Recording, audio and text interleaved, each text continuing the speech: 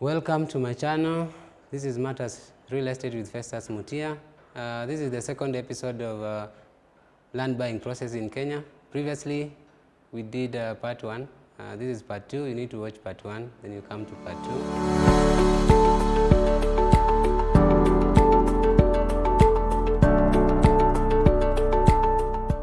Now you've gone to the ground. You've confirmed the land. Now it's time to draft the agreement, the sale agreement, and sign it. So this is the time now when you sit down with the seller and negotiate the price. And once you've settled on the price, you need to write down an agreement. And you can either consult a lawyer to do the agreement for you, or if you have a format, you can still go ahead and do it. If you are using a lawyer according to the Law Society of Kenya, if you are using a lawyer, if land is below 1 million Kenya shillings, you pay the lawyer 3,000 Kenya shillings. If the land is above 1 million Kenya shillings, you pay the lawyer 8,000 Kenya shillings. And normally the cost of the lawyer is normally shared between the buyer and the seller.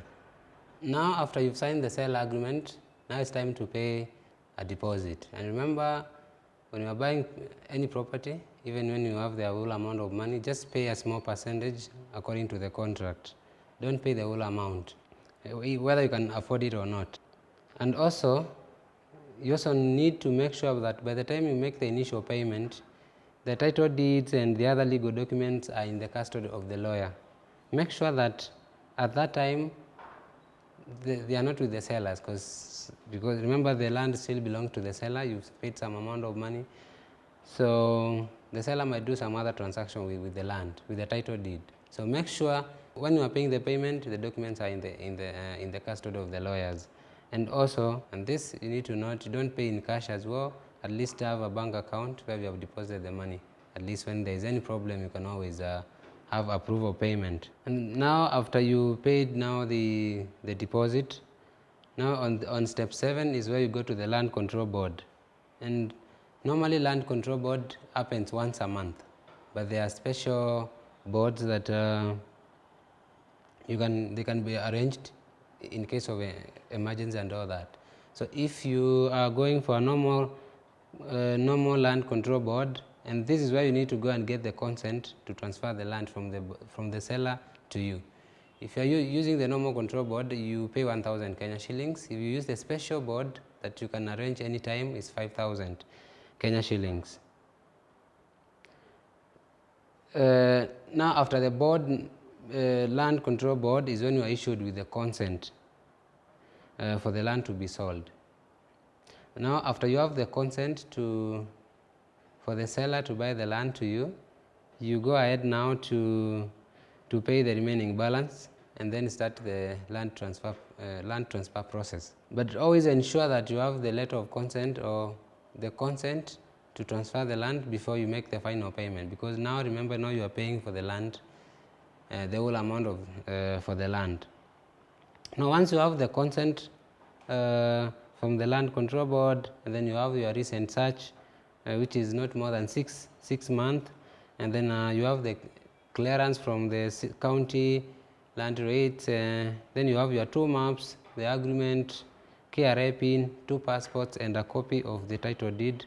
Now you can proceed to the Ministry of Lands and start that process to change the ownership of the land.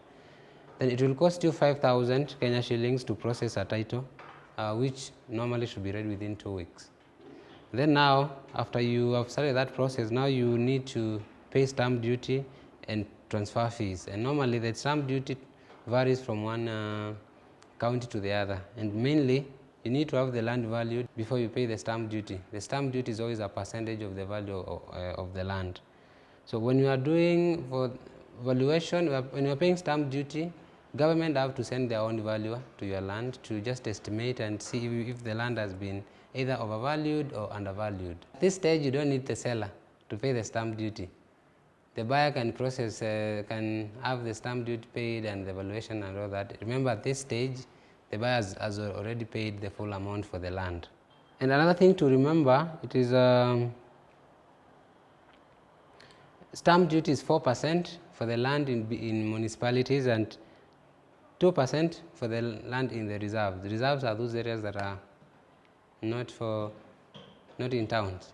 So on the final stage, which according to me I call it stage 10, is now the post-purchase activity.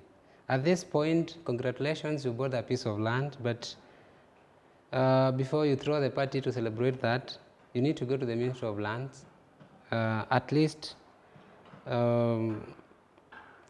2 weeks after you've done the transfer and confirm if the land is in your name.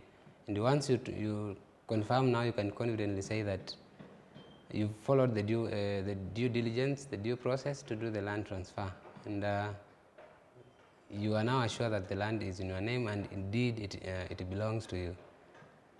Thank you so much for watching my channel. This is Matters Real Estate with Festus Mutia. Kindly subscribe to my channel, come back for more videos of real estate, and also don't forget to follow my social media links below.